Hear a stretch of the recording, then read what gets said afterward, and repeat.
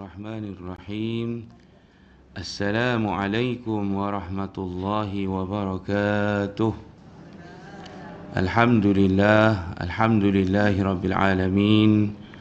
Wal 'aqibatu lil muttaqin wa la 'udwana illa 'alal zalimin. Wassalatu wassalam 'alal mab'uts rahmatan lil alamin. Sayyidina wa habibina wa syafi'ina وذخرنا ومولانا محمد الأمين وعلى آله وصحبه ومن دعا بدعوته وتمسك بسنته وجاهد بجهاده وسار على دربه ونهجه إلى يوم لا ريب فيه. اللهم اجعلنا من الذين يستمعون القول فيتبعون أحسنه.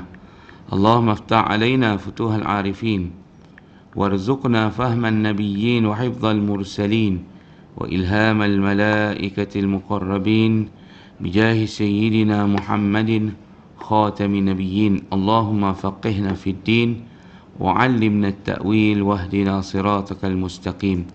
رب اشرح لي صدري ويسر لي أمري واحلل عقدة من لساني يفقه قولي. أما بعد، فيا أيها المسلمون ويا أيتها المسلمات اتقوا الله فقد فاز المتقون.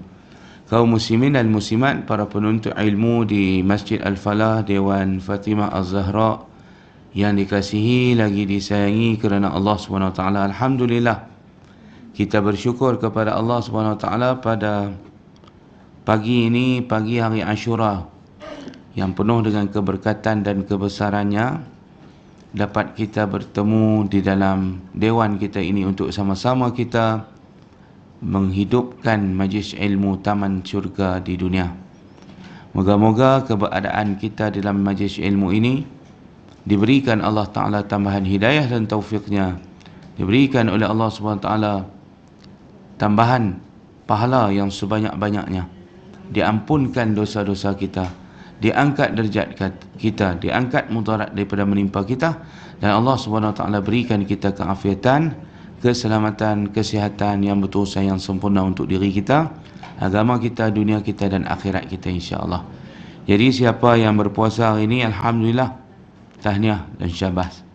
Siapa yang berniat puasa tapi tak selesai lagi puasa kita sampai petang, mudah-mudahan Allah Ta'ala beri kita kekuatan untuk terus sampai kepada waktu maghrib nanti, insya-Allah. Jadi dia dalam puasa Ashura ni dia ada martabat. Martabat yang pertama, Ibnu Qayyim kata yang terbaik nombor satu ialah kita puasa sehari sebelum, sehari selepas dia juga, yakni 3 hari, 10, 9, 10, 11. Itu nombor satu terbaik. Nombor dua, martabat yang kedua 9 dan 10 saja. Yang tu siapa yang puasa kemarin, yang ambil juga hari ini, itu nombor 2, martabat nombor 2. Martabat yang ketiga 10 saja. Jadi macam kita kalau ambil hari ini saja 10, kita duduk nombor 3 lah, terbaik juga, dapat ranking nombor 3. Sebab yang tu pun ada dalam hadis, dapat pahala, dapat pengampunan dosa setahun yang lalu. Nabi SAW bersabda, Saumu Ashura ahtashibu 'ala Allah an yukaffira sanatan lati qablahu.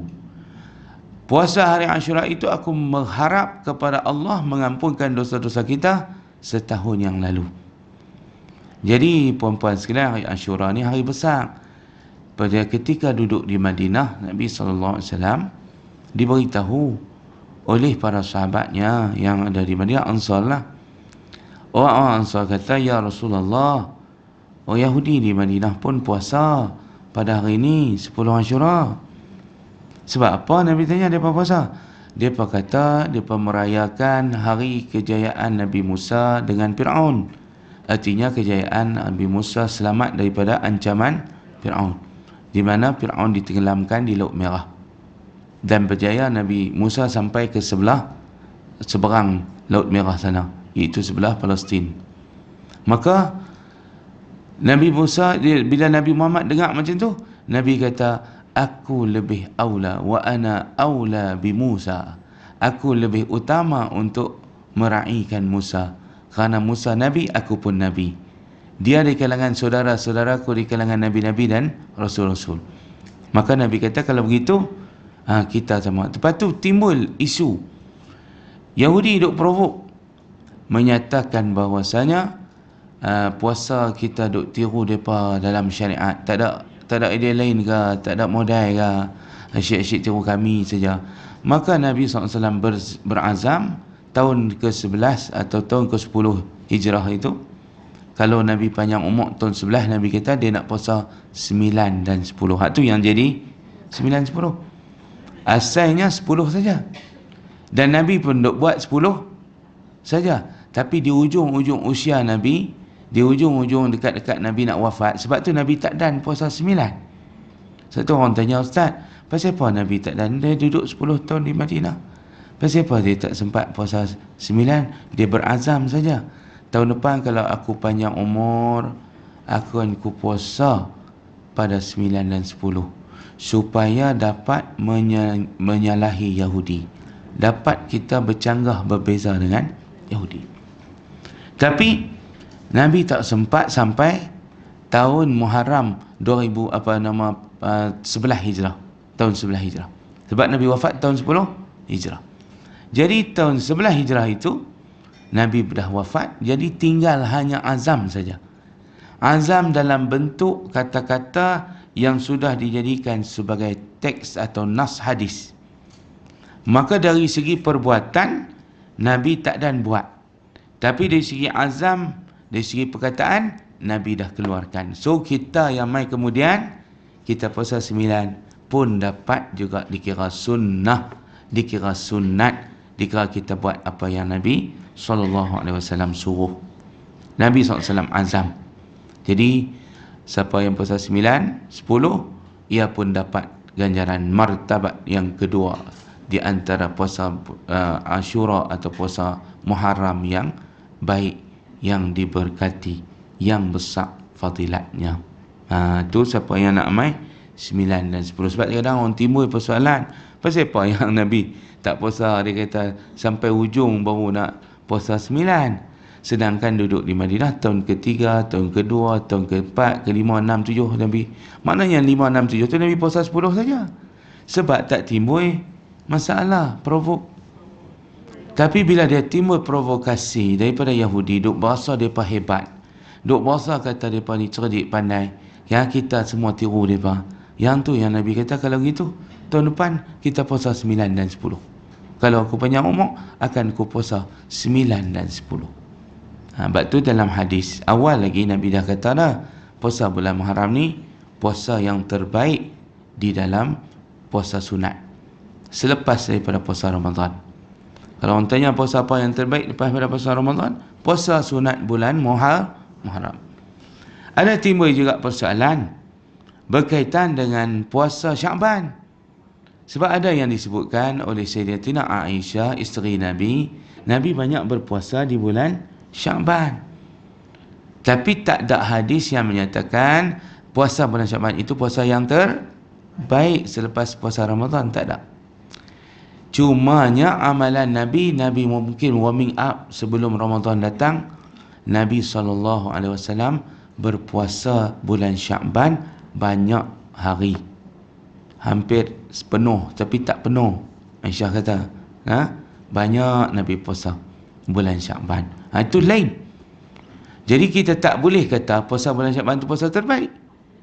Cuma amalan Nabi saja yang kata dalam teks hadis tak ada yang sebut puasa Syaban itu sebagai puasa yang terbaik. Yang ada puasa yang terbaik ialah puasa sunat, yang terbaik ialah puasa di bulan Muharram. Tapi amalan Nabi memperbanyakkan puasa di bulan Syaban. Baik. Ada juga yang kata nak ambil 1 sampai 10, 1 sampai 15 Muharram boleh.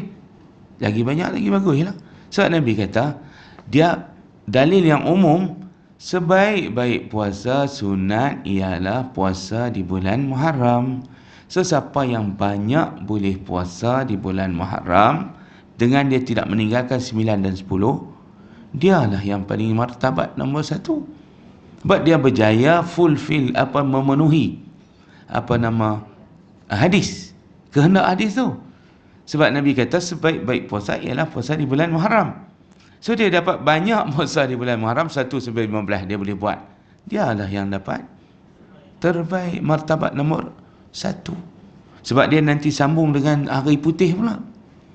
11, okey, 12 puasa. 13 atau dia langsung, dia 12 halang palang nak buka pun tak syok. Dia kata dia langsung 12 pun dia ambil. Lepas tu 13, 14, 15 itu kan sunnah. Puasa hari putih, hari cahaya bulan penuh mengambang, 13, 14, 15. Itu dia bagi hari putih. Dan itu amalan Nabi. Dia rajin puasa 13, 14, 15. So dia ambil daripada 9, 10, 11, 12, 13, 14, 15. Itu pun banyak lah tu. Tapi ada yang rajin lagi, satu dia start dah. Dia jenis rajin puasa. Tapi kita ni kadang-kadang malas puasa. Nah, dia kena tak tahan walaupun perut ustaz kecil lah ni. Tapi dia puasa dia payah juga pasal lagi teruk. Pasal perut kecil, makan banyak tak boleh. Jadi kena makan kerak, selalu makan sikit-sikit. Tidak dia jadi lembek, tak larat. Nah, maka sebab itu kita ni lemah lah, kita ambil cara orang paling lemah. Kita puasa sekurang-kurangnya hak Nabi kata sari-sari yang hebat fadilat tu jangan tinggal lah. Dah tahu kata kita ni jenis hak sunat lain jenis tak buat dah. Yang harap ustaz, saya ni puasa sunat 2 kali ya setahun. Puasa Zulhijjah, puasa Muharram. Iaitu hak besar punya fadilat tu, dia kata saya tak tinggal. Hak 6 hari Syawal pun tak larat, dia kata 6 hari.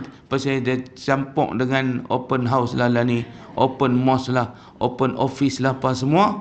Tak sempat juga 6 hari. Jadi hak saya jaga sungguh, hijrah tahun ni saya azam nak puasa hak sari-sari saja yang Nabi suruh. Iaitu apa dia? Puasa 10 Muharram dengan puasa 9 Zulhijjah. Tu pun 10 Muharram dia berkira, dia kata dapat dah tahun lepas. Pasal apa? 9 Zulhijjah tu kan cover 2 tahun pengampunan. So bila cover 2 tahun pengampunan, dia kata tak payahlah kot, tak no 10 ni kita boleh buka lah sekali kot no. Pasal dah padam dah dosa kita yang tahun ni, Tuhan dah padam. Tahun lepas pun Tuhan dah padam. Pasal kita dah puasa 9 hari tu, 9 Zulhijjah, bulan lepas, tahun lepas. Jadi dia kata macam mana tu Ustaz? Macam mana tu? Boleh tak Ustaz? Nah, dia dah buat tanya. Boleh lah, tapi padam tak berapa clear. Setiap puasa sekali lagi 10 Muharram ni dia padam clear, cuci putih macam ni. Tak nampak apa dah, kesan-kesan dakwat tak ada dah. Pasal 2 kali padam. So kalau kita puasa Zulhijjah saja boleh padam juga, tapi layang-layang tu ada lagi. Makna melayang nampak lagi tu Ustaz. Kita puasa pula 10, hak tahun lepas tu clear 2 kali padam. Allah kata kafaratul zunub. Nabi kata mengkafaratkan, menghapuskan dosa kamu setahun yang lalu. Ni 10 malam ni. Yang kita pasal 9 juta dah hapus dah, 14 43 tu dah hapus dah, padam dah sekali. 10 Muharram kita puasa pula dia padam sekali lagi hak tahun lepas punya. Hak tahun ni tunggu tahun ujung tahun ni. Kita puasa pula 9 Zulhijjah. Panjang umur semua kita puasa pula, Tuhan padam pula. Tu cantiknya tuan-tuan puan-puan sekalian, Nabi diajak kita cara tutup buku, buka buku. Tutup buku dengan puasa, buka buku pun dengan puasa. Akaun lama tutup dengan puasa, akaun kita yang baru ni pun, akaun baru kita ni pun buka dengan puasa. Ni bulan Muharram ni 10 hari baru kita masuk akaun baru ni, buku baru. Tapi taklah kita kata buku baru tu, dia kata disebut Syaban, tukar buku. Tapi orang kata dari segi tahunan kita, kira-kira kita sendiri ni, awal tahun dengan hujung tahun, itu jadi sebagai amalan setiap syarikat, amalan setiap apa bank ke apa ke, semua dia akan kira ni dividen kita nak main ni. Tabung haji pun hari ni lepas ni lah, 2-3 hari lagi dia panggil akaun baru tutup, akaun baru buka, akaun baru tutup, akaun lama. So Nabi ajak kita tutup dengan padam yang rugi, padam yang dosa, biar tinggal yang pahala saja. Cara macam mana? Puasa sehari di hujung tahun 9 Zulhijjah. Kemudian awal tahun nak bagi clear lagi akaun kita yang lama tu, tahun lepas tu, puasa lagi sehari tutup supaya cuci bersih, cuci calat orang kata. Clear, putih, clear buku akaun dosa kita, tak ada catatan, bersih kosong daripada amount, bersih kosong daripada digit. tak ada digit yang catat dosa kita. Cuci jalan, tak nampak kesan dah.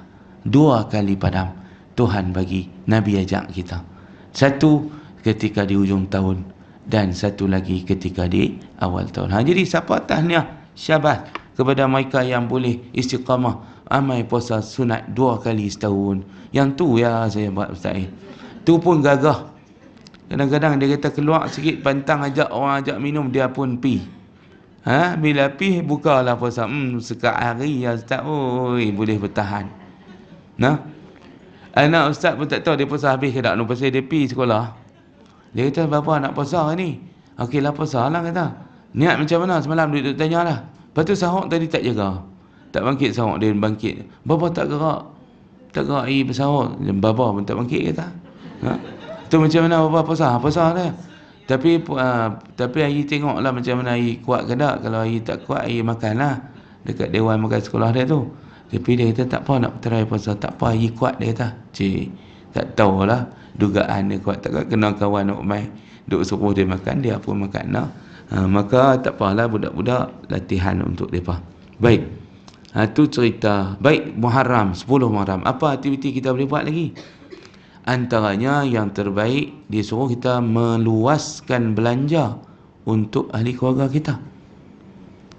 Di antara amalan salafun salih, depa 10 Muharram depa belanja bini, depa belanja anak makan open table. Makan hari ni order makan sedap-sedap buka puasa.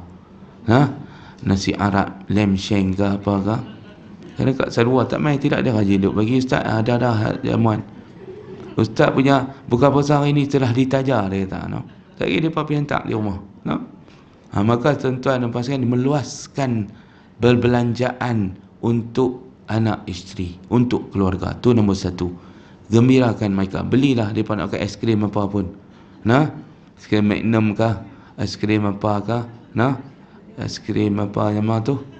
Nescafe. Musangking. Musangking. Duk teringat. Ni pasal-pasal duk teringat lagu tu, jangan nambah lah kita. Musangking. Ni nak abang kata, kita boleh meluaskan, makna sunnah di antara amalan para salafun salih, dia suruh meluaskan belanja untuk anak bini pada hari ini. Yang kedua, mengusap kepala anak yatim. Seamalan 10 Muharram ni, usap kepala anak yatim kalau kita berkesempatan. Sebab tu ada dulu mereka buat rombongan pergi tengok ziarah Darul Aitam wal Masakin. Pergi pada 10 Muharram, buat rombongan muslimat aja.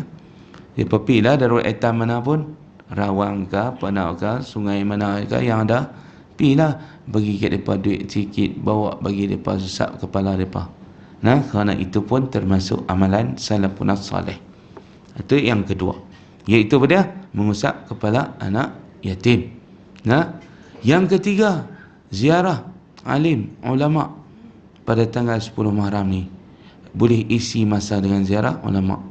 Yang ketiga itu boleh buat tuan-tuan. Itu yang ada setengah orang pergi buat daurah mengaji dekat Syekh Nuruddin di Bogor. Depa Mahat Zain. Mahat Zain ada yang jemaah kita Shah Alam apa semua, depa pergi ikut daurah bulan Ramadan ni, bulan Muharram ni. Daurah Muharram dia panggil. Daurah kitab. Jadi pergi duduk di pondok dia, pergi duduk di chalet dia, elok di Bogor. Di Janda Baik ni pun elok, cantik chalet-chalet dia. Pergi duduk di situ, lepas tu mengaji dekat dia. Sekarang ziarah dia sekali lah, sekali dengan puasa, sekali dengan tadi depa sahur. Ustaz tengok depa buat live sahur dengan kuliah subuh, dengan tahajud sebelum sahur. Jadi di pondok tu Syekh Nuruddin sendiri pimpin. Dia buat tadi, pagi tadi, dengan sembahyang tahajudnya, qiyamul lail, kemudian depa sahur sekali, kemudian depa terus dengan kuliah subuh. Lepas tu tadi pukul 10 pun depa mula juga daurah kitab, iaitu baca kitab. Kitab apa tak tahulah, tapi selalu kitab banyaklah. Syekh Nuruddin akan himpun hadis-hadis dan sebagainya untuk khatam dalam tempoh daurah Muharram ni. Maka contoh yang dirahmati Allah tu, di antara kita pula apa dia yang ketiga, ziarah alim ulama pada 10 Muharram. Sambil-sambil kita puasa, sambil-sambil kita ziarah. Itu pun amalan yang baik juga pada 10 Muharram. Yang keempat, ziarah orang sakit. Ziarah orang sakit pun termasuk di dalam sunnah yang kita boleh buat, di dalam amalan soleh yang kita boleh buat pada tanggal 10 Muharram. Itu 4. Kemudian dia suruh kita berwangi-wangian dan sebagainya pada tanggal 10 Muharram itu juga. Banyak sejarah besar berlaku. Antara disebutkan banyaklah, Nabi Nuh punya kapal yang jadi bubuk Ashura tu berlabuh di Bukit Judi. Tanggal pada 10 Muharram juga dia berhenti kapal itu, ayak surut. Dia tergantung di Bukit Judi itu. Sebab dia ayak naik sampai tu, sampai gunung tu. Maka dia kata, ya sama aqli'i wa ghidhal ma, ya ardu abli'i wa ghidhal ma. Wahai bumi, tolong isap ayak masuk dalam. Wahai langit, berhenti. Tu Allah perintah. Allah kata, langit, berhentikan airmu dari turun. Wahai bumi, serap air masuk dalam bumi. Barulah kering, banjir besar. Maka dikatakan 10 Muharram juga berlabuhnya kapal Nabi Nuh di Bukit Judi. Itu yang timbul Israiliyat lah cerita ni. Tapi bolehlah nak pakai, tak ada masalah. Buat bubuk Ashura ni, siapa ada kacau bubuk Ashura, mainlah sikit. Bubuk Ashura macam-macam passion. Kita Kedah dia manis, belah utara campur kacang tu, kacang ni, pisang, ubi, buh semua. Labu pun boleh, buh apa kacang pun boleh, buh macam-macam kacang. Kacang kuda tu, kacang kuda boleh, kacang hijau boleh, kacang goreng boleh. Dia buh macam-macam kacang. Lepas tu kacau bagi hitam tu dalam kawah kot, dia hitam sikit. Kalau kacau dalam periuk, dia putih sikit, dia warna dia tu. Ni cerita bubuk Ashura pula ni. Pasal Ashura tu, dia mula bubuk Ashura tu, Nabi Nuh dia himpunkan saki-baki barang makan yang ada dalam kapal dia. Lalu dia pun kacau lah buat bubuk makan, sementara nak tanam cucuk balik semula, tanam tanaman balik yang hidup. Sebab tak ada bekalan cukup-cukupnya. Kerana dah bila berlabuh tu, bumi dah kering balik tu, barulah boleh tanam balik. Pokok mati, binatang mati, kecuali yang ada di dalam kapal itu saja. Dan dikatakan lockdown dia paling panjang tu. Duduk atas kapal itu pun 4 bulan ke berapa bulan. Duduk atas kapal saja. Kita duduk di rumah, boleh tu, boleh ni, keluar boleh tak seorang, pergi beli kedai apa semua. Masa kita lockdown dululah, kenangan. Jadi di antara orang yang duk buat cerita supaya kita sabar dalam lockdown ni, ialah mereka bawa mai cerita Nabi Nuh dan umat dia 83 orang ni naik kapal tu. Duk di atas kapal tu, dia kata terang nak surut air 4 bulan. Maka baru boleh turun daripada kapal. Dan bila turun daripada kapal, nak mula balik hidup, nak kena bela binatang balik, guna binatang yang naik kapal Nabi Nuh tu lah, biak daripada situ lah. Sebab yang lain semua mampu, tirek tak tirek, dinosaur tak dinosaur, semua mampu ambil. Semua mampu. Sebab apa? Sebab banjir. Semua tenggelam. Ulang-ulang pun kita tengok banjir, mati habis. Timbul kita tengok binatang, lembu terkangkang sana, terkangkang sini, mati. Ayam, kucing pun jumpa bangkai, mati bila banjir. Orang pun kita jumpa, si muda pun mati, berapa orang banjir. Baling baru ni pun ada 3 orang banjir, mati. Sebab tak ada nak lari. Maka tu yang kata musibah banjir. Jadi mereka nak mula balik, itulah jadinya cerita bubur Ashura. Pasal apa nama Ashura bubur Ashura? Kerana kisah Nabi Nuh masak untuk umat dia yang saki-baki ada di atas kapal itu, dengan saki-baki bekalan makanan yang mereka bawa naik atas kapal yang masih ada dengan mereka. Jadi itulah cerita yang kita masih duk buat dalam Nusantara kita, amalan kacau bubuk Ashura, dan bagi kepada orang puasa dapat pahala juga. Sebab Nabi kata, siapa bagi orang buka puasa, dapat pahala puasa dia kepada kita. So man fattara sha'iman falahu ashruha. Dapat pahala orang berpuasa itu min ghairi an yanqusum ajruhu syai', tanpa berkurang pahalanya sedikit pun. Artinya orang yang makan makanan kita yang kita bagi itu tak kurang pahala dia. Jangan takut. Dia jangan takut, aku tak mau makan hang bagi, sekali hang ambil pahala aku kosong sekali. Tak. Kita yang makan tetap dapat pahala. Orang yang puasa tu dapat amount yang sama dengan pahala kita. Kita punya tak bagi kat dia Oh, tak luar. Oh, kalau gitu siapa bagi semua aku tak mau makan. Pasal apa hang tak mau makan? Sekali dia ambil pahala aku jadi kosong. Tak. Nabi kata orang yang berpuasa, yang menerima juadah, dia makan, tak luak pahala dia min ghairi an yanqusa ajrahu syai', tanpa mengurangkan pahala dia sedikit pun. Yakni pahala kita yang duk makan sponsor orang ni tak kurang. Cuma yang bagi tu dapat kelebihan, dia boleh ambil sebanyak pahala kita tu. Jadi kalau seorang, kalau dia bagi kat orang banyak, 2-3 semua yang main masjid hari tu, dia buat iftar jama'i. Dia yang sponsor. Iftar jama'i ni apa dia? Berbuka puasa beramai-ramai. Maka dia buat.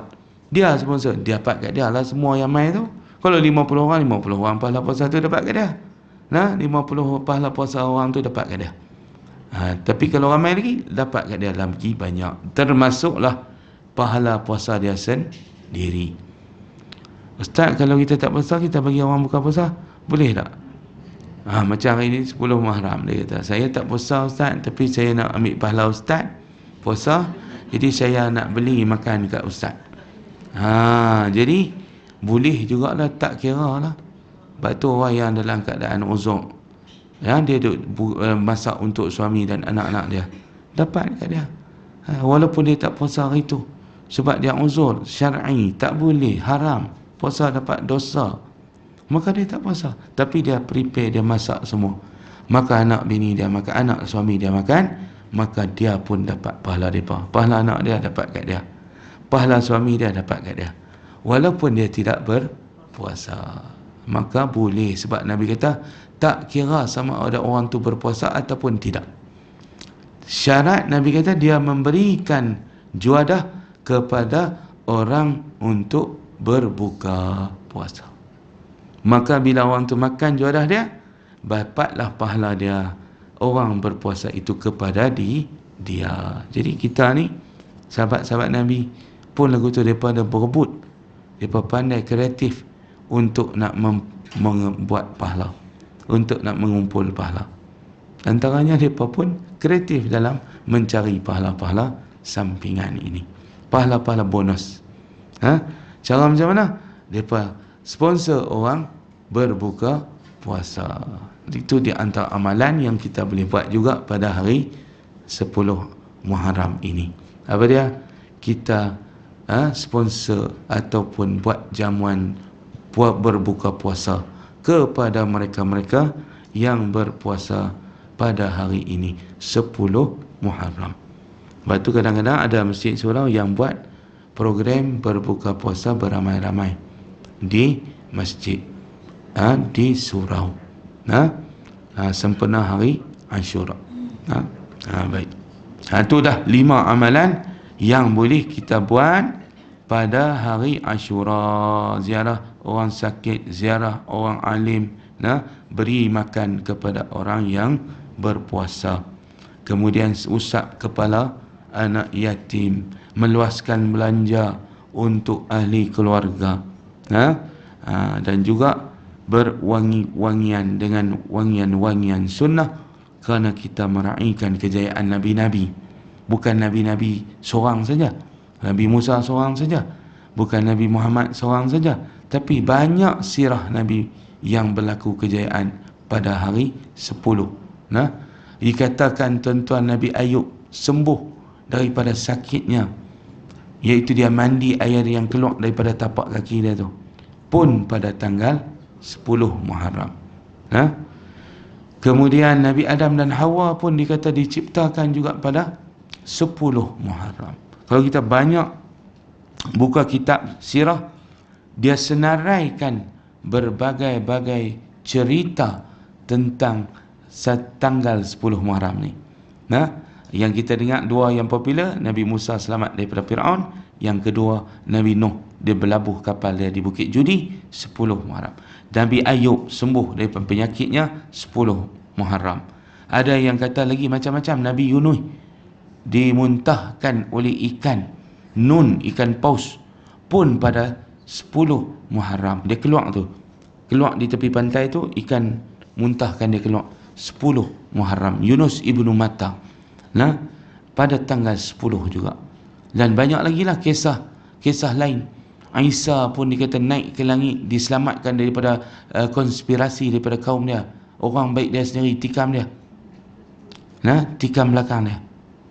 Sebab tu kita ni kadang-kadang kita yang paling teruk sekali, paling menyakitkan, yang kita anggap sahabat, khianat kita. Yang kita anggap kawan, dia menikam kita. Sebab tu dia kata kita jangan cerita aib kita walau baik tak manapun dengan kawan kita. Sebab bila dia berkeliling dengan kita, keaiban itulah dijadikan sebagai senjata paling ampuh untuk menikam kita. Nah, baik, simpan. Saya tak tahu dia nak jadi baik dengan kita terang mana. Kita dia anggap dia rakan baik kita, sahabat baik kita. Rupanya dia rancang konspirasi nak bunuh Nabi Isa. Dikatakan Yahuza nama dia. Dia ni yang Nabi Musa harap sekali, yang Nabi Musa anggap orang kanan. Nah, tetapi dialah yang bawa Nabi Musa untuk diperangkap di dalam church, dalam gereja. Dalam satu gereja tu masjid lah. Sebab zaman dia apa? Zaman Nabi Isa. Bukan apa nama Islam macam kita masjid ni. Depa agama depa waktu tu agama Islam jugalah, tapi nama dia agama Nabi Isa lah. Syariat dia. Makanya bila masuk depa kepung, tapi diangkat Nabi Isa selamat daripada perancangan dengan disamarkan orang khianat ni. Tukar bagi jadi Nabi Isa, Nabi Isa diangkat ke langit. Maka yang mereka bunuh, yang mereka salib, itu adalah orang kanan Nabi Isa, bukan Nabi Isa. Wa ma qataluhu wa ma salabuhu walakin syubbiha lahum. Syubbiha tu makna yang disamarkan, yang dirupakan. Muka dia tukar bagi jadi muka Nabi Isa, badan dia jadi badan Nabi Isa, baju dia pun jadi baju Nabi Isa. Dialah yang jenuh menjerit, aku bukan Nabi Isa, aku Yahuza, aku geng kamu. Siapa pun tak peduli, pasal orang tengok muka dia muka Nabi Isa. Menjerit. Nah, tetapi Tuhan tidak jeritan dia tidak dihiraukan. Sebab apa tidak dihiraukan? Sebab kerana sudah disamakkan oleh Allah, dan Allah pun campak dalam hati geng-geng dia, tak bagi belah kasihan. Dialah yang dibunuh, dialah yang disalib oleh puak-puak yang menentang Nabi Isa alaihi salam. Itu pun dikatakan berlaku pada tanggal 10 Muharram. Nabi Ibrahim, kisah dia pun dikatakan juga selamat daripada api tu, keluar daripada api yang dinyalakan selama berapa hari tak tahulah, terang nak padam.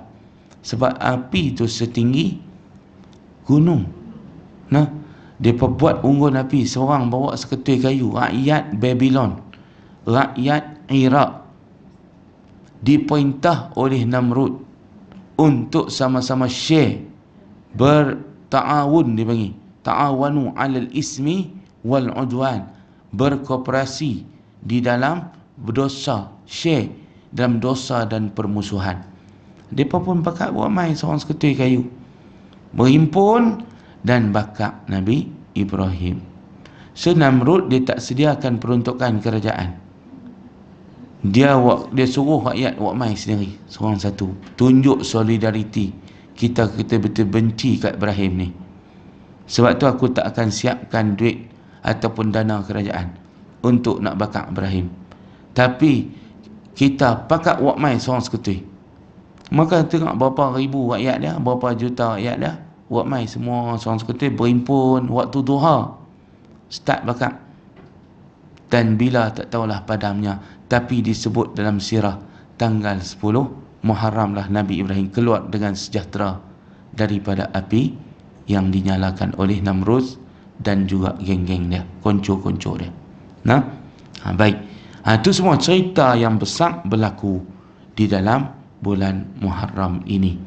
Nah, jadi sebab itulah setiap dijadikan puasa sebagai satu daripada tanda kesyukuran kita meraihkan kejayaan Nabi-Nabi Allah dalam sepanjang sejarah. Bukan Nabi seorang saja, tapi banyak Nabi-Nabi yang terlibat pada peristiwa 10 Muharram ini. Baik, puan-puan sekalian, itulah sikit sebanyak kuliah kita berkaitan dengan Muharram. Jadi kita nak pergi pula kepada hijrah yang kita nak ceritakan pada hari ini. Hijrah apa? Hijrah untuk kita bersihkan hati kita daripada sifat-sifat yang mazmumah. Baik, insya-Allah kita doakan nanti lepas pada kuliah kita, insya-Allah. Baik, kita ada satu permintaan untuk doa. Eloklah kita kata tadi ziarah orang sakit, tapi kita tak boleh ziarah, kita doa daripada kejauhan. Sebab nak ziarah pun tak boleh lah ni. Kalau dia duduk ICU, dia tidurkan apa semua tu, pakai, tak boleh nak ziarah lah. Hanya kiriman doa untuk menguatkan mereka, iaitu sahabat kuliah kita Gayah binti Jangi yang ditidurkan kerana jangkitan paru-paru. Nanti kita doakan, insya-Allah. Baik, kita nak bersihkan hati sempena hijrah tahun baru 1444, supaya dengan kita bersihkan hati kita, kita akan dapat hidup dengan bahagia, dengan tenang, dengan gembira. Nah, maka ada beberapa perkara yang kita kena tinggalkan, yang kita kena hijrah. Tinggallah hijrah tu. Nah, hijrah makna tinggal, pindah, tinggal tempat lama, pergi tempat baru. Yang kita nak tinggal apa dah? Tinggal perangai lama, ambil perangai baru. Tapi perangai baru yang baik lah, bukan perangai baru yang buruk. Tinggal perangai-perangai buruk kita yang lama, kita ambil perangai-perangai baru yang baru, yang baik, yang soleh. Pertama, hijrahlah kita daripada mencari keaiban, kesalahan orang. Salah, suka cari salah orang. Sebab apa? Sebab kita pun ada salah sendiri. Kita pun ada kesalahan diri kita. Tapi orang tak duk cari, bersyukurlah. Jangan kita duk cari. Kita sebagai suami isteri, jangan cari salah bini, jangan cari salah suami, jangan cari salah. Orang yang tak bahagialah kalau jenis duk cari salah orang. Tapi kalau orang yang bahagia, dia tidak akan cari salah orang lain. Sebaliknya, dia mencari salah diri dia sendiri untuk diperbetulkan, untuk diperbaiki. Itu yang pertama. Yang kedua, hijrahlah kita daripada menghina orang lain. Kerana Allah tak pernah menghina kita, Allah tak pernah melekehkan kita. Allah sentiasa memuliakan kita. Sejangan kita menghina orang lain. Hijrahlah hati kita daripada sifat dan perangai suka menghina orang. Nah, baik dalam apa jua keadaan. Sama ada dia miskin, sama ada dia hitam, sama ada dia putih, sama ada dia apa pun, jangan hina. Kadang hina orang kerana rupa parai. Kita hina orang kerana status, kerana kemiskinan. Kita menghina orang kerana menganggap orang lebih lekeh daripada kita, kita lebih hebat daripada orang lain. Kerana hina itulah penyakit yang menyebabkan iblis dikeluarkan daripada syurga. Jadi sebab tu saya selalu sebut, kita yang belum sampai syurga lagi duk hina orang, cari pasal. Dia duk dah syurga lama dah. Iblis ni, dia kena keluar sebab hina Nabi Adam. Dia kata Nabi Adam lebih hina pada dia sebab Nabi Adam dibuat daripada tanah, dia dibuat daripada api. Dia kata Nabi Adam hina pasal busuk. Selut kan busuk, selut kan dia bau, dia bau masam. Selut, tanah selut, tak percaya api benang, ambil tanah selut tu, dia ada bau dia. Nah, Ustaz tahu, Ustaz duduk di Benang. Duduk kawasan Benang, dulu memang main selut. Tapi tak hitam, alhamdulillah. Nah. Ha. Tu dia kata, "Hai hang duduk di Benang, duduk main selut, duduk main Benang. Pasal apa tak hitam?" Wallahu alam. Nah, tu cerita Tuhan punya. Nah. Dah dulu tuan-tuan kena pukul dengan tuk. Pasal apa? Pergi main Benang, berenang dalam Benang. Allah, balik main selut habislah. Nah, naik sampai kepala. Berenang, terjun dalam Benang. Nah. Cari ikan tak terang mana tapi berenang. Pasal tu Benang duk tengah diputar oleh kubota tu, traktor. Kita pun main. Ada ayak sikit-sikit. Allah, terjun main. Tu balik kena hati bayang tu ampan main. Lepas tu tak main dah. Nah. Baik, tu kerana hina dia kata kita ni daripada selut, aku daripada api, aku lebih mulia. Khalaqtani min narin wa khalaqtahu min tin. Allah tanya apa siapa hang tak mau sujud kat Adam, aku suruh. Dia kata tak mau sebab aku lebih, dia memandang diri dia mulia, dia memandang Adam hina. Nah, dia kata aku dibuat daripada api, tapi Adam dibuat daripada tanah. Dia tak tahu yang dia bangga tu bukan perbuatan dia tu, perbuatan Allah. Pasal apa hang nak hina? Allah yang buat dia daripada tanah, Allah yang buat hang daripada api. So no point hang nak bangga, sebab yang buat tu Allah, bukan hang buat diri hang sendiri. Dia sebut khalaqtani, kau buat aku. Dia tahu tu. Dia kata ke Allah, kau buat aku daripada api. Nampak? Dia bukan kata aku buat diriku daripada api. Tak. Khalaqtani, kau menciptakan aku daripada api. So Allah kata, hang tahu pun kata aku yang buat. So pasal apa hang nak pandang hina Adam? Tidakkah itu memandang hina aku? Sebab aku yang ciptakan Adam daripada selut, daripada tanah selut. Tahu tak selut? Tahu tanah selut. Bukan tanah biasa, tanah selut. Selut ni liat yang basah tu. Tanah liat yang kering pun ada. Tanah liat yang basah tu dipanggil selut, bahasa kita. Nah, maka dia patutnya dia sedar diri, itu pun Tuhan buat juga. Daripada dia hijrah perangai dia, daripada tak sombong kepada sombonglah, menyebabkan dia kena hijrah keluar daripada syurga. Satu penghijrahan yang cukup tak berbaloi bila dia kena hijrah keluar daripada syurga. Hijrah keluar. Qul nahbitu minha jami'a. Keluarlah kamu semua daripada syurga. Nabi Adam pun kena hijrah juga pasal kerana iblis hasut dia untuk buat satu daripada yang dilarang oleh Allah, iaitu pergi makan pohon yang dilarang. Makan buah daripada pohon yang dilarang menyebabkan dia kena keluar daripada syurga, turun ke bumi. Manakala iblis ni dia keluar daripada syurga, dan juga segala keturunan dia, keluar juga daripada syurga. Sebab apa? Ini kita kena jaga. Kalau kita nak hijrah pergi ke syurga balik, kita kena jangan hina orang lain. Tak boleh menghina orang. Kerana Allah tidak pernah menghina kita. Berpegang daripada itulah kita jangan menghina orang lain. Sebab tu Allah kata, hang aku buat daripada api, aku tak hina hang. Okeylah, mulialah cara hang dengan api. Aku buat Adam daripada tanah, selut. Mulialah cara dia. Sebab aku yang buat. So kita jangan hina orang, kerana itu boleh menyebabkan kita menghina Tuhan. Allah yang buat. Fizikal, keadaan, semua ni Tuhan yang buat. Kalau dia boleh buat sendiri, dia pun tak mau. Kita kalau boleh buat diri kita sendiri, kita pun nak mancung semua hidung, tak mau hidung kembang. Tapi oleh kerana kita tak boleh buat, tu yang kita kena akur, terima, pasrah dengan apa yang Tuhan dah buat. So kita piduk hina orang hitam, piduk hina orang tu, orang ni, kita menghina Tuhan. Sebab bukan dia buat sendiri dia. Sebab tu yang kita boleh marah ni perangai, sikap. Tapi fizikal jangan sampai menghina.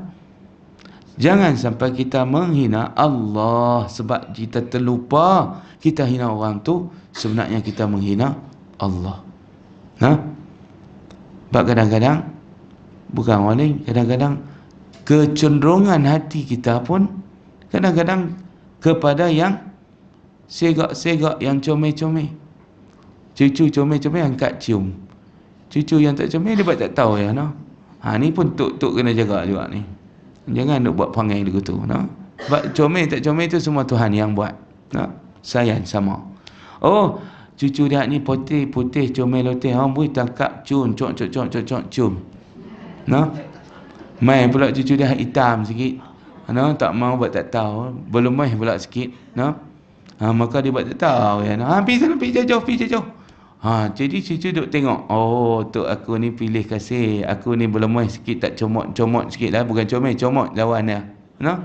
Oh, tok aku buat tak tahu kat aku. No, nenek aku buat tak tahu kat aku. No. Tak boleh. Hak tu Allah buat. Hitam putih semua itu Allah yang buat. Jangan kita kerana itu kita menghina orang, melekehkan orang.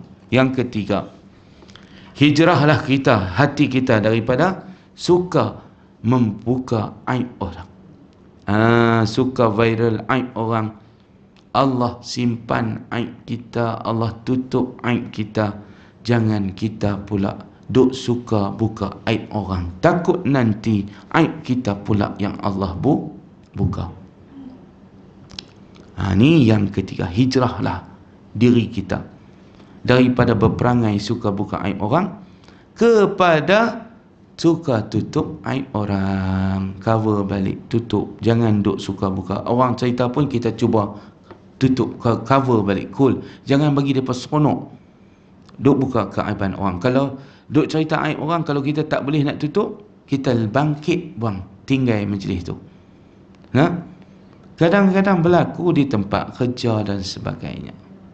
Dia pergi kantin macam rumah ustaz, dia cikgu, dia pergi sekolah. Yang pada waktu pergi makan di kantin tu lah dia propa kawan ni, bawang kawan tu, bawang kawan ni. Kalau bawang saja tak apalah. Ni bawang sekali dengan dosa, dengan pahala habis hilang, no. Dah lah pahala tak banyak mana. Jadi dia kata, depa ajak kita pergi makan. Duduk sekali dengan depa. Lepas tu depa duk buruk kawan tu, buka buruk kawan ni. Cerita apa kawan tu, kelemahan kawan tu, malas kawan tu, malas kawan ni. Lepas naik diri depa. Ni pun satu. Tambah-tambah kalau ada pengetua. Ada pengetua siap. Dia pentadbir, dia himpit pentadbir, dia buka aib orang lain, dia penaikkan diri dia. Pasal pangkat jawatan ini masalah. Mereka nak naik pangkat dengan cara bodek, bukan dengan cara kerja. Kalau dengan cara kerja, dia tak gaduh pergi duk himpit pengetua, makan sekali pengetua, belanja pengetua, lepas tu bawangkan orang lain, bahankan orang lain, naya cikgu-cikgu lain. Jadi bermakna politiking dalam sekolah ni pun ada juga jenis-jenis yang himpit pentadbir, yang rapat dengan pentadbir untuk nak naik diri dia, nak cantai orang lain. Sebab tu kadang-kadang APC angun dergerah perkhidmatan cemerlang tu boleh kat geng ini ni. Pengetua nampak mereka. Jadi sebab tu di pengetua pun jangan duk layan sangat dengar orang duk sembang pasal hampa, jangan duk ni. Dia pun staff aku, hang pun staff aku. Kena jawab gitu. Hang jangan duk pengaruh aku. Aku tahulah. Sebagai ketua kena gitu. Bila ada mai orang duk himpit kita ketua, kita kata hang jangan buat pasal nak pengaruh aku. Hang pun staff aku, dia pun staff aku juga. Kalau dia tak betul, hang pi nasihat dia buat bagi betul. Kalau hang ketua panitia, hang penolong kanan, hang asuh dia, hang didik dia. Gitu. Patutnya kita pun sama kadang-kadang dengan anak pinak. Sama-sama kita. Kadang ada adik abang ke mai duk pengaruh kita sebagai mak ni. Sebagai bapa. Mak tahu tak abang tu kan duk kira bawa bini dia ya. Tak bawa mak. Mak tahu tak cik duk tengok stalker duk tengok FB abang. Duk bawa bini dia pergi bercuti. Mak dia bawa tak? Tu nampak tak? Tu pasut tu. Dia nak bagi mak dia sumpah abang dia. Kau anjak betul, dia nak bagi mak dia menyumpah abang. Dia syok bila mak dia menyumpah abang. Tak guna punya abang. Dia suruh tunggu waktu. Punya huduh panggil adik. Ajak mak bawangkan abang. Ni penyakit yang kita kena hijrah ni. Sebagai mak, dia main duk buat lagu tu, kita kata, hang jangan duk buat pasal. Dia tu anak aku juga. Hang pun anak aku juga. Hang jangan duk pengaruh aku. Dua-dua aku sayang. Mak cerdik, pintar, tak termakan dengan mainan anak bongsu dia.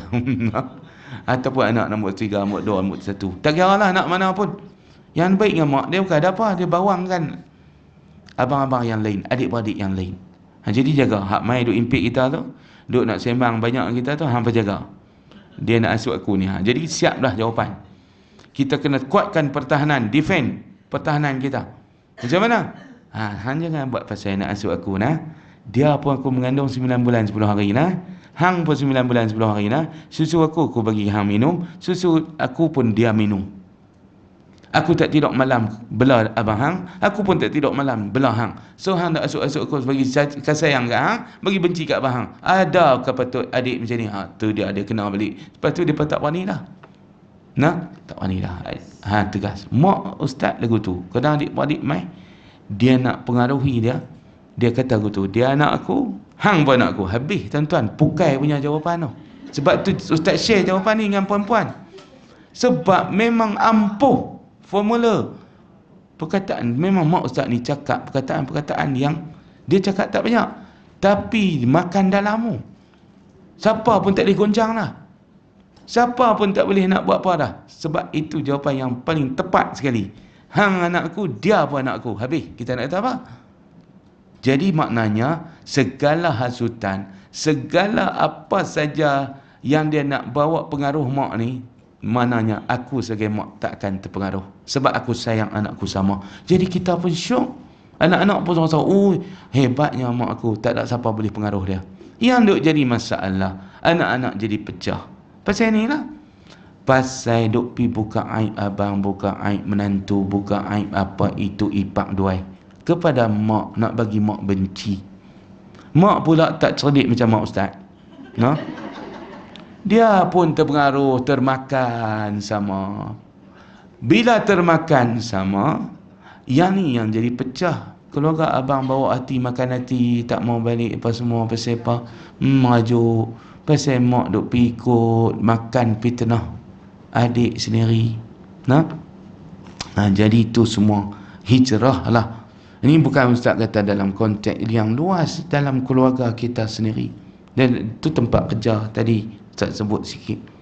Mereka nak cari pengaruh, nak cantah orang, nak naik diri. Semua ni dunia belakang.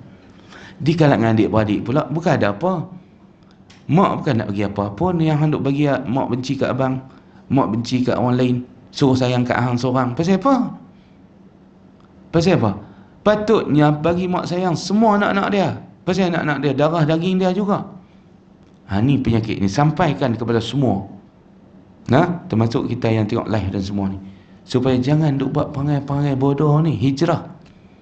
Buat perangai cerdik sikit. Bagi jadi otak kita cerdik. Mak kena cerdik pada anak. Kalau duk jadi bodoh, anak makan kita. Kita mak kena cerdik. Kita ada power. Kita boleh paksa dia. Hang baik balik dengan abang hang. Tak usah duk pengaruh aku. Hampa dua-dua ni kena baik. Hampa dari rahimku. Tu boleh sebut. Syok jadi mak. Tapi ustaz tak jadi mak. Kalau jadi mak siap lah mereka. Aku ungkit balik. Ungkit bukan nak bagi apa. Ungkit nak bagi mereka jadi elok. Boleh. Ungkit jasa-jasa kita tu. Untuk nak bagi mereka duk elok. Bersatu padu. Tidak berkelahi lah. Bergaduh. Pakat duk tunjuk hebat. Pakat duk tunjuk bagus. Nak bagi mak puji sampai suruh hina orang lain. Hina abang-abang lain. Adik-adik tak apalah nak buat baik pun. Tapi jangan duk nak penaik diri dia. Supaya dia seorang saja yang dapat doa mak dia. Hak lain dapat doa celaka. Abang-abang, adik-adik doa celaka. Dia doa baik-baik. Mak doa kat cik baik-baik. Kat abang tak sah doa. Kat adik tak sah doa. Kat dia seorang. Ni pun penyakit yang kena hijrah. Hanya ke hati. Pasal apa adik-beradik nak, dalam adik-beradik pengaruh mak nak bagi orang lain dibenci, nak bagi dia seorang saja disayang. Tak boleh. Pastabiqul khairat. Pakat-pakat khidmat untuk mak. Tak apalah abang mak dia bagi ikut lain, cik boleh bagi ikut ni. Pakat lengkap-melengkap lah. Macam tu patut. Abang korban kot ni, cik korban kot ni, abang dia boleh macam ni, macam ni.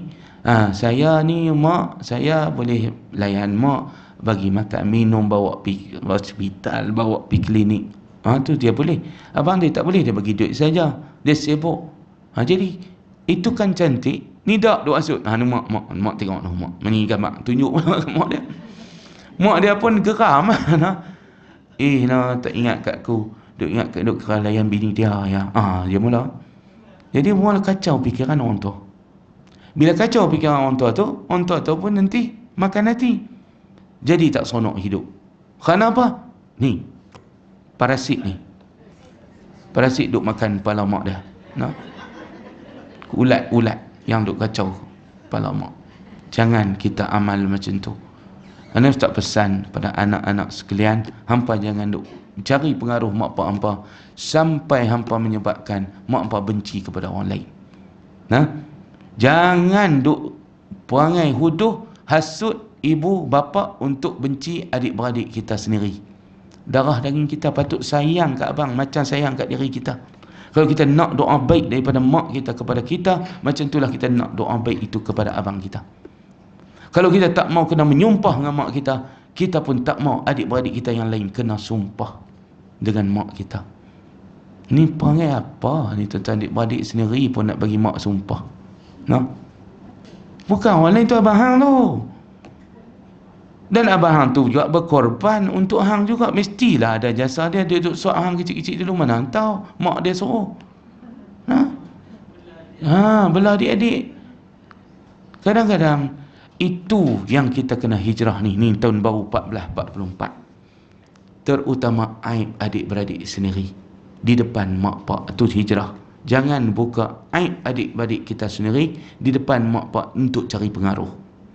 Hijrahlah daripada perbuatan itu. Yang keempat, jangan perlekehkan orang. Kelima, jangan mengata orang lain kerana tahu. Mana tahu apa yang dia lebih baik pada kita, kita tak tahu. Duk kata kat orang itu rupanya penyakit kita, bukan penyakit orang lain. Jangan sakitkan hati orang, kerana bila dia sakit hati boleh menyebabkan kita menganiayai dia. Bila menganiayai dia, doa dia tidak ada hijab dengan Allah. Jangan bangga dengan amal ibadat kita. Hijrahlah daripada berbangga dengan amal ibadat kita. Kerana apa? Kerana Allah SWT lah yang menerima ibadat kita, bukan kita yang boleh mengiktiraf ibadat kita. Kita mengharapkan Allah tak boleh nilai ikhlas kita tu. Kita tak boleh nilai ikhlasan kita. Yang nilai ikhlas kita itu Allah. Yang seterusnya, jangan sombong dengan apa yang kita ada, dan jangan bandingkan orang lain dengan kita. Ini pun syarat nak bahagia. Jangan duk banding-banding apa orang lain ada dengan apa yang kita ada.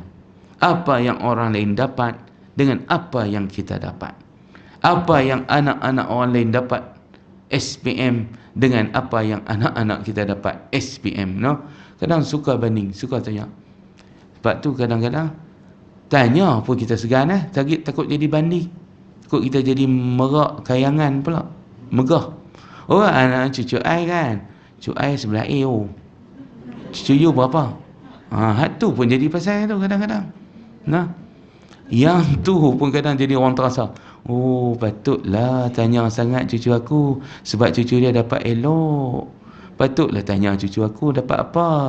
Dia nak abang cucu dia bagus daripada cucu aku lah tu. Membanding-bandingkan antara apa kita dapat dengan orang dapat. Apa tu mula dah tak bahagia. Pasal apa lah aku ni, cucu aku tak cerdik, cucu dia cerdik. Mulalah bila pasal banding, tu punca dia. Jadi hidup kita nak bahagia, hijrahlah daripada duk banding-banding antara apa yang kita dapat dengan orang lain dapat. Ingat apa kita dapat tu terbaik. Apa yang Allah bagi kita tu terbaik dah. Kalau 6A terbaik dah. Kalau dapat 5A tu terbaik dah untuk cucu kita tu, untuk anak kita tu. Kemudian yang last sekali, jangan sedih dengan kekurangan yang ada. Qanaah, masa puas, cukup dengan apa yang kita ada. Walaupun kurang, walaupun sikit, tetapi kita rasa ianya sudah mencukupi, rasa puas, rasa cukup, walaupun kurang, walaupun sikit, itu juga kita kena ada dalam hati kita, kerana dengan itulah akan mencapai kebahagiaan. Jom hijrah hati kita daripada sifat-sifat yang tak elok ini kepada sifat yang elok. Hijrah tinggal yang tak elok, ambil yang elok. Tu maksud hijrah yang masih terbuka sampai kiamat. Adapun hijrah pindah tempat daripada satu tempat sudah habis. Tidak wajib lagi orang Mekah hijrah ke Madinah. Habislah hukum tu. Dan ada hanyalah jihad dan niat. Sebab semua dah, negeri dah aman. Mekah pun Nabi dah merdekakan daripada cengkaman Quraisy. Jadi tak perlu hijrah dah. Jadi yang perlu hijrah apa dia? Sikap. Yang perlu hijrah ialah perangai, akhlak. Itu yang kita perlu hijrah. Hijrah fizikal, hijrah tempat, itu sudah tidak relevan. Tapi yang relevan sekarang sampai kiamat ialah membuat penghijrahan hati, penghijrahan rohani, penghijrahan minda, penghijrahan sikap, penghijrahan akhlak, daripada akhlak yang buruk kepada akhlak yang mulia. Kita bincang tadi. Jadi sekadar itu kita berhenti. Pasal kita pun pegat puasa, kering tengkok. Tuan-tuan tak apalah, tak bercakap perempuan sekalian. Ustaz bercakap ni keluar ayat liuk berbuih dah ni.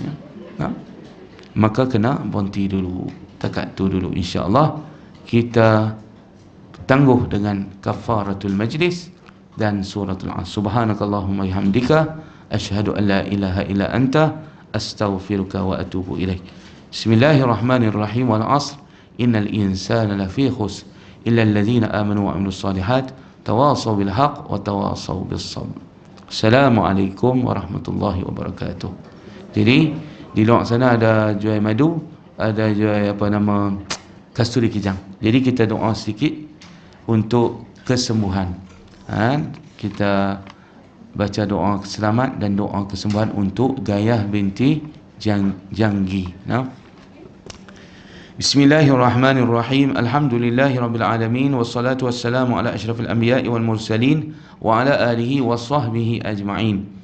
Allahumma antas syafi wa antal kafi wa antal muafi. Ishfiha ya Allah shifaan min shifaik, shifaan la yughadiru saqama. Ya Allah, ya Tuhan kami, Engkau Maha Penyembuh. Engkau Maha Penyembuh, ya Allah. Sembuhkanlah saudari kami Gayah binti Jangi daripada kesakitannya dengan kesembuhan yang segera, kesembuhan yang tidak berulang lagi kesakitan. Ya Syafi, ya Syafi, ya Syafi. Ishfiha ya Allah shifaan min shifaik, shifaan min shifaik wa dawaan min dawaik, shifaan la yughadiru saqama. Allahumma inna nas'aluka al-'afwa wal-'afiyah wal-mu'afata ad-da'imah wal-yaqin wal-istiqamah fi ad-din wad-dunya wal-akhirah. Allahumma jammilna bis-salamati wal-'afiyah wa haqqiqna bit-taqwa wal-istiqamah wa a'izna min mujibatin nadamah fil hali wal-ma'al innaka sami'ud du'a. Wa sallallahu ala khairi khalqihi Muhammad wa ala alihi wa sahbihi wa sallam walhamdulillahi rabbil alamin. Amin ya rabbal alamin. Taqabbalallah minni wa minkum.